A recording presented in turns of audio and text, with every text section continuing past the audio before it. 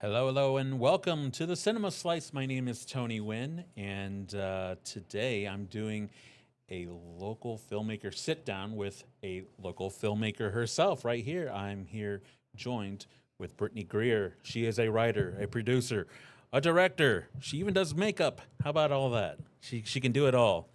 Brittney, thanks for coming to the show. Thanks for having me. Excited. Yeah, absolutely. We've known each other for a bit, but we don't get to spend a whole lot of time together. We don't. We had classes I together. know. Would you say that that would be like one of the first times that, like, in your film origin story, were you doing stuff before college, or was it during that class with me doing stuff together? I think it was you that really got me in Did I inspire you? to making movies. Yeah, fair enough. I'm from a really small town, Hmm. so we didn't have a lot of stuff there, so I didn't know that was something you could do. I did constantly write, like I was writing ideas like in my head, not realize I was telling stories, like creating stories. But until I got to college, that was the first time like I really got to do stuff and I got to be on sets and around cameras and around like-minded people, I guess, that were also like, oh yeah, like I want to do this too. Like this is a thing that people do. Yeah. But yeah, probably you. I think it was I think it was our time together in class that Fair enough. definitely set me on my path. Well, coincidentally, I mean, from the work that I've seen you do, you kind of lean towards horror, and that's exactly what we did back then too. When we did a It little was. a little slasher film at Mr. Good Sense on We Cherry and did. Glenstone. That was Um, awesome. We pulled our friend through the bottom of the yeah, gate. It was pretty cool. I think it turned out. It was fun. yeah. I wish we had it. I mean, I unless you kept it. know. I mean, I might have it on.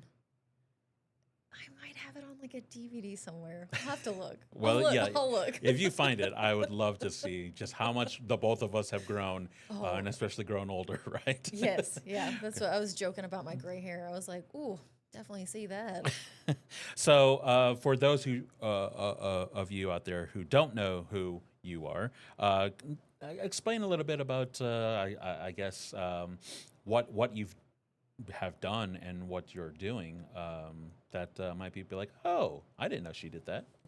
Yeah. So, well, like you said earlier, I write, direct, produce. I do makeup.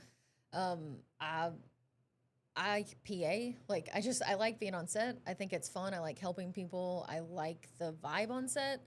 Um, I like the people I get to work with. I started out doing like web series with my friend Jason Brazier. We did 3 or 4 seasons of different shows. That was a lot of fun. We met a lot of really cool people. Doing short films, stuff like that. I've worked on some feature films, and recently worked on my first feature film that I got to direct and I wrote. And because it's indie filmmaking, I Yeah, also had to do the makeup. So, not because I wanted to. yeah. It's not like I was like, man, I want to see my name so much more on this. It was, I don't have the money. So, we'll make it work. So, that's what I've been up to lately is just we're in the distribution stage for Happy Halloween. So Okay, yeah. And here's a little preview of what that looks like. With Happy Halloween, again, we're going into horror. Have you pretty much stuck with just horror? Am I correct to assume that? Because it seems like that's your thing. a little bit. Yeah. Oh wait, Eldridge USA. I helped like PA and grip and do makeup on that. That's Hmm. also horror, but that is a horror musical. Okay. So that's a little different. Okay. Yeah. Um, I've done a few dramas. Um, I think comedy's hard. I think it's so hard. Um, it's just I don't know. I'm not good at it. I'm better at dark comedy, but horror is I mean, it's my favorite genre. I like it. I think it's fun. I think it's a fun way to escape. That it's usually you can do more with lighting because it's usually like a lot of dark night shoots, so you can have a bunch of cool lighting. And I love fake blood. I think it's fun.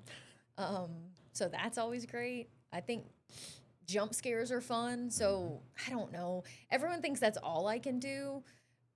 it's just my favorite. It's definitely my favorite. We have 3 scripts we're working on right now, and one of them is more of like a detective type drama, I guess, with horror elements in it.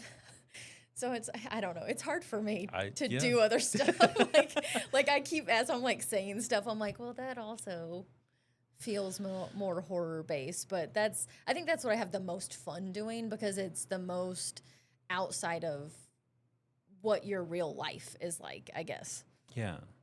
So, I know we were kind of joking around before, but what was the film class that we took together? Was that your first real like horror project, or did you do stuff prior to that? I think that was my second. Okay.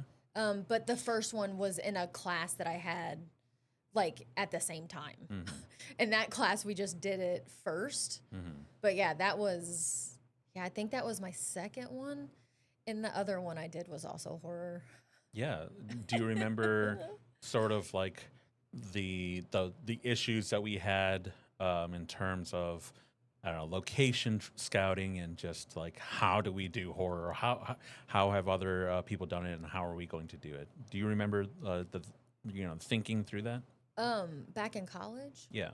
Yeah, because you watch. I mean, maybe not everybody does. I watch a ton of scary movies. They're some of my favorites. But like you in your head, you're like, oh well, they did it at night, so we've got to do it at night. But what you don't think about is, oh man, you've got to light it. Like, you know what I mean? Like, so Yeah. you have to overlight it, but you still need it to be shadowy enough so it's creepy. And then it's like, well, if we're going to do it at night, we've got to make sure we have a location that's willing to let us stay there for hours on end at night. And then it's just, so you're doing stuff during the day. And so I thought about that a lot of, oh man, this is just stuff I hadn't thought about before, like when I was watching them. And now I think about it all the time. Like, I mean, I'm sure you do as well. Mm-hmm. But like now there'll be movies I watch and I'm like, oh man, I bet you that was a pain to shoot. Or, oh man, I wonder if they did that in a studio or if they were on location. Or how'd they get that rain machine where they were at? Because Right. like they've got to be out in the middle of nowhere. Like, what is this? So I think about that more now, but I could remember when I think you got us our location. Yeah, that was Like, me. right? Like you Yeah. worked there? I worked there. Yeah. And you got us our location, and we thought we were so cool. I remember thinking that, like, we're just walking around this like restaurant at night, Right. closed, the doors were locked, and we were like in the back alleyway. And I could just remember thinking, like, this is so cool. Like, Yeah. this is what this feels like. Do you feel like because you're a filmmaker, because you know what you're looking for, like, does that ruin movies for you? Do you feel like you see a film and you're too busy, like, picking apart, or just like not being immersed in it? You're too busy trying to figure out, like, how do they do that? How do they do that? Or is it more so you have to watch it again to take it, the immersion version and then the breakdown version? I feel like it depends. Like, if it's a really good movie and it has me hooked within the first couple of minutes, I can usually shut that part of my brain off. Yeah. And then once it's over, then I start thinking about that stuff. Because everything I watch like a million times. And then I'll watch it again. And then that's when I start thinking about that stuff. But if it's a movie that's more of a slow burn, or it's something that, like, it doesn't quite have me, like, from the beginning, I find my mind starts wandering, like, very quickly like, well, I wonder how they got that person. Or, man, how hard was it to get all this period stuff Yeah. in these cars? And then now with, like, AI and all this CG stuff, then I start thinking, well, is it all AI? Well, that's a bummer. Like, it Yeah. was way cooler when they just had 30 cars from the 40s or the 50s.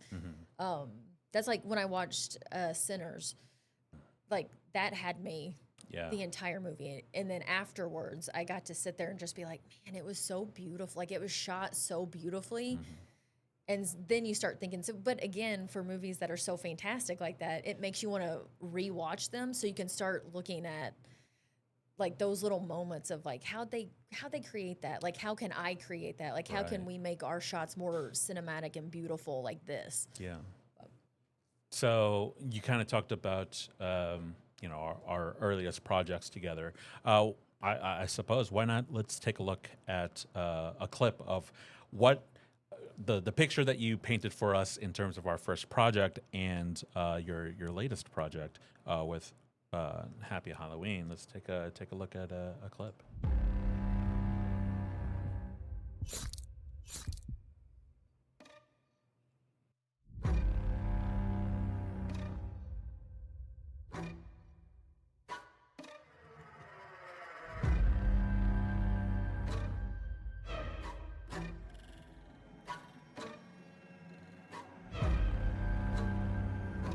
It's our town's birthday. It seems like someone started it off with a bang.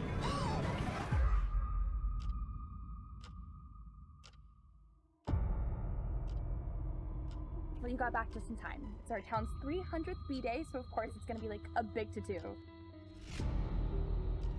Well, you never got to go to the dance. That's the best part. They go all out. No, the corn maze on the way to the dance. Now that's the best part.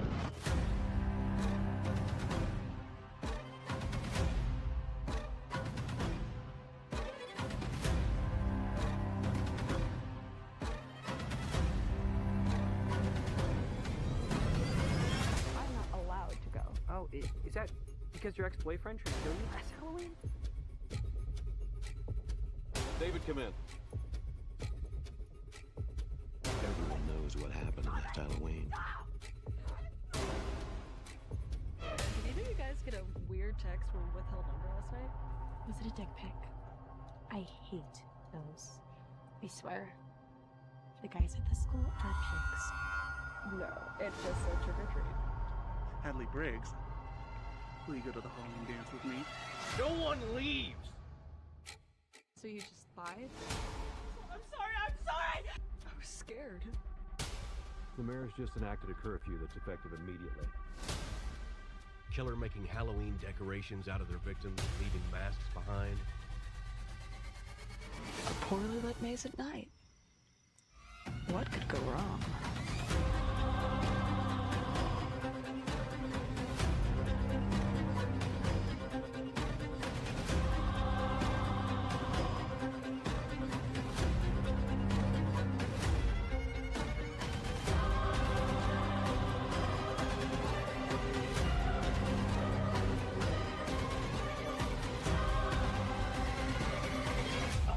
Will keep you safe.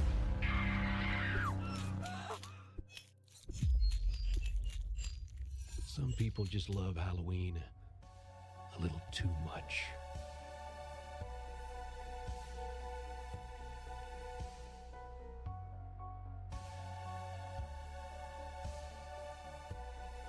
All right, so that was Happy Halloween, and it was Brittney's first role as writer and director, as you said.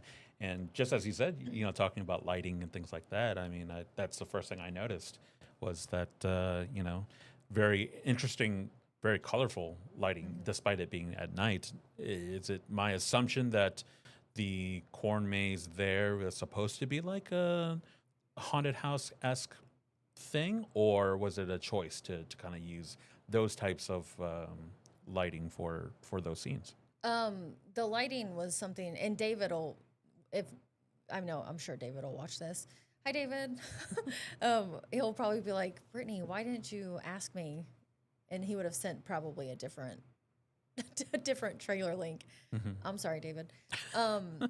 But that's something that he and I talked about from the get-go, because most people know I love Halloween. I love the colors and the pumpkins. I love just fall in general. I love that whole vibe. And so something that he and I discussed from the get-go was that I wanted a bunch of colors. I wanted to feel bright and vibrant and it feel like how I felt when I was a kid trick-or-treating. And so it's scripted that there's a giant corn maze that's connected to the big dance that they have every year for the school. And there's tents, and each tent's kind of like a different, like scary type tent. Of your clowns, your butcher tents, stuff like that. Yeah. And so we shot it at a working corn maze in Aurora, which is fantastic. And then all of the tents we shot at David's house because they don't have like these big giant tents that we could like actually film in. So we shot there. And so David, all of the color is, I mean, David lit like absolutely everything you see, David lit. And so anytime you see stuff out in the corn maze, that's all lights that, you know, that he brought in, like to get that atmosphere of we're in a Halloween maze. Yeah, it's cool that you shot it in Aurora. Like, what would you say is like the hardest part of like making films in like locally? To be honest, I think funding is pretty hard. Because again, a lot of people ask us about a sequel, and it's like, we would love to do a sequel. We don't have the funding to do a sequel. Because it takes time and money, and it takes a lot of people to be brought in to make something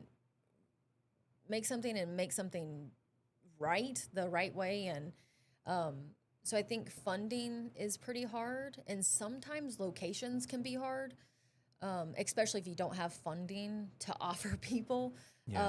Because I don't know, a lot of people around here are pretty cool about it. They're pretty nice about it. They're just excited to be a part of it. Like, oh man, that's neat. Yeah, you can come out. But sometimes people don't realize when you're like, hey, we'll be filming all night. Like, you're like, we're literally going to be filming all night. It's like 10, 12 hours. Yeah. Like, you'll see us in the morning, like when you get up to go to work. But I don't know. I think funding's pretty hard. Just because, I mean, you want to be able to pay people, and sometimes you can, sometimes you can't. And sometimes that can hinder how many projects you can do or what you can do. Like I was saying earlier, I did the makeup, not because I'm so great. I did it because it was a necessity, and it was something that, like, I just had to take on extra roles just like everybody else. You know, David took on a ton of extra roles. I'm very thankful for our cast and our crew. And I mean, David literally was the DP, and like I said, he was his grip, like his own grip. Like, he was lighting everything that you see on top of doing the DP work, and then he also edited and colored the entire film. Yeah. So I mean, you just have to do all those extra stuff, and like when you don't have the funding, it just makes it harder. Sure. I mean, you learn a lot. Like, I've learned a ton of more than I did before. Like, and there's a lot of things I can do now that I couldn't do before, which is great. Like, great experience. But yeah, I don't know. Funding's not fun. It's not fun. Nobody likes it. Now, do you feel like the area like actually helps horror? Like, do you think that the Ozarks is like naturally creepy, and maybe it kind of helps with the vibes, I suppose? Yeah, I don't want to say creepy, like hauntingly beautiful. Okay. Is what I would say. Not to get like, ooh, but like, it's just, there's something about the fall in the Ozarks that's just so beautiful and gorgeous. But like, when you're out there at night and you're hearing the crickets and like, I don't know, like the wind's blowing through the trees, and like you have like a full moon above, you're like, huh. And like, I don't know, like you just get these little moments. Like, that's what happened in the corn maze a lot, is when you start taking down the lights and you're just in pitch black out there in 10-foot tall corn, and you're just like looking around like, oh, it is kind of creepy out here. But yeah, I think it lends itself to it. I think the Ozarks, I think Missouri in general is very amazing for film, because we have a little bit of everything. You know, you can go down the road and you have a bunch of hills, and then we have a bunch of farmland, and we have a bunch of woods. And so that's what we shot all in the Ozarks. We shot in Nixa, Springfield, Aurora, Rogersville, because it gave us all of the stuff we needed to like kind of put together a town. And again, it was just a lot of beautiful stuff that we got, just, I mean, because of where we're at. I mean, a lot of people have to pay a bunch of money to take people across the world to get the stuff that we have in our backyard. Yeah. It is certainly nice to have not only just the different types of, like, we've obviously have the small town look. You know, we have a area that's a little bit more modern, I suppose. You know, somewhat skyscrapers. And then, yeah, obviously the woods, the corn mazes, the rivers, everything like that. And we've got all 4 seasons as well. 100%. Yeah, so there's certainly a lot of potential for whatever type of story you'd want to do. Where would you say that you get your ideas from? In terms of like, is this like from fears that you have, or your dreams, or is this like everyday life? You think that someone's going to kill you because of something that's happened, or I do have a lot of fears. I don't know. Like I have nightmares a lot, but I don't ever use my nightmares for any of my projects. I never have. I don't think I ever will. I don't want that stuff actually out there. Yeah. Like, cause it affects me like in a way, and I don't want that to affect people. Like I like horror because I think it's fun. Like I don't ride motorcycles, and I don't ride speedboats, and I don't climb mountains. Like, so it's kind of like my adrenaline is from horror movies, and most of the horror movies that are my favorites is like Scream, like the slasher where it's got a bunch of comedy and it's aware of itself, and so you have a bunch of fun moments, and then some scary stuff happens.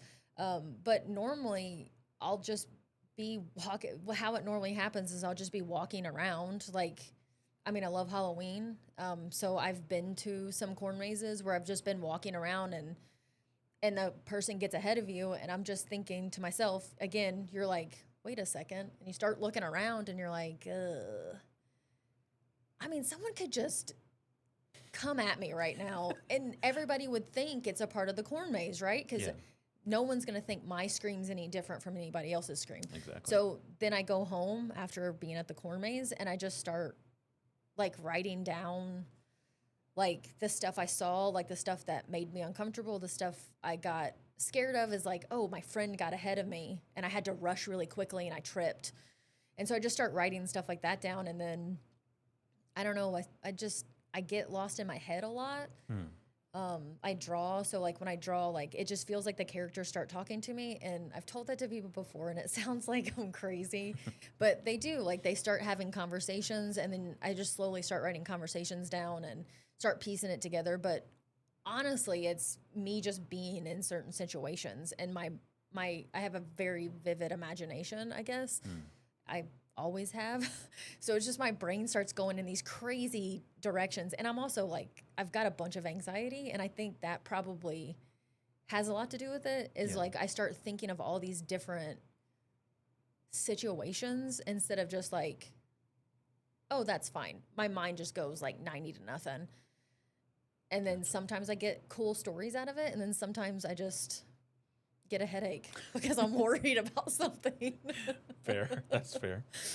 Well, being the director of this film, you were pretty much there the whole time. Can you tell us any? I don't know. Was there any on-set chaos or stories or injuries or anything like that? Oh goodness, yes. Something memorable? Yeah. We had. So I've got two things. One thing's the tent. So my best friend got us like a 10-foot tall, 30-foot wide tent, and we had to wrap it because some of the days we're going to be filming daytime and sometimes nighttime. Anyways, so we wrap it all up, and we left it in David's backyard because that's where it was at, in David's backyard. And so we were like, we're just going to leave this bad boy up, and we're not going to have to worry about it. And David would send me messages, hey, it's surviving the rain, it's surviving the wind. And I think 4 or 5 days up before we filmed, it just fell. And we had to reset that tent like 6 times, 7 times. Every day that we had a tent day, we had to reset it up to the extent that there's a couple of shots in the movie where it is being held up by C-stands that we wrapped so you can't see them, which C-stands like for like the lights. And it just kept caving in. So again, when people watch the movie and they're like, man, where did you film this at? Like, where did you find a place that had these tents? In the back of your mind, you're thinking, oh my God, that tent was a nightmare. We spent hours every single day. We had to get there early, like than normal, to re-put these tents up. So again, we've got tons of behind the scenes footage. of us, like, I'm like singing songs about putting up the tent, and like David and Tyler and Clayton are like, just how do we get this up? Like, tie this off. Here's zip ties. That was pretty crazy. And then we had a cold snap, like we do, in Missouri in October normally. And so we had a couple more nights of filming at the maze, and so the corn went from like 10-ish. They say it's not 10 foot. I'm very short, so it looked 10 foot to me. And green to about 6 foot in brown. So that day I came to set and I was like, oh my gosh. I was in my head like always, and David showed up and was like, it's not gonna be a big deal. We're gonna throw a bunch of light on it. We're gonna put colors on it. And then it happened again. I feel very blessed. And it happened that every scene that we had filmed, the corn issue was not in the middle of any scene. We just got lucky. Yeah. So when you see the movie, like most people can't even notice. It just feels like it's another part of the corn maze. So like that, I mean, that worked out. But yeah, that was again, stuff we noticed because we're there that nobody else notices. Like, we asked people afterwards, or David would send scenes to people and ask them like, hey, what did you notice? And they'd be like, oh, the mask is, the killer's wearing a skull mask right now. Or I don't know, the light's pink in this scene and then you've got green. So I'm guessing you guys did that on purpose. And like, nobody was like, what's with the corn? So yeah, it's an injury. I mean, we didn't really have any injuries. I think Emma got punched. Well, yeah, Emma got punched one time, twice, I think, which was a bummer. And I mean, Was she okay? yeah, she was totally fine. She's fantastic. All our actors were amazing. And I got concussed because I had to be the figure, because we had some schedule stuff, because Aline, who is also fantastic, she got Will Trent at the time, so she filmed a couple days and then had to go back and film that TV show and then come back. So we kind of rearranged our schedule.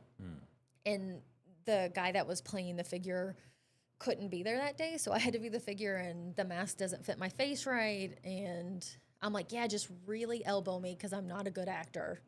So if you really make my head move. And then she did it, and then my mask slipped. And then so the second time she did it, it was just like elbow to temple. But it is fine. Again, it's just fun stuff. Like when you're watching it on the big screen, you know, we got to premiere at the Alamo, and you're watching it on the big screen, and you're just like, I don't know, it's kind of cool to be like, oh man, that's me in a mask, like holding the fake knife. Like, how cool is that? Right. Well, how can people watch Happy Halloween? Right now, unfortunately, they can't. Oh no.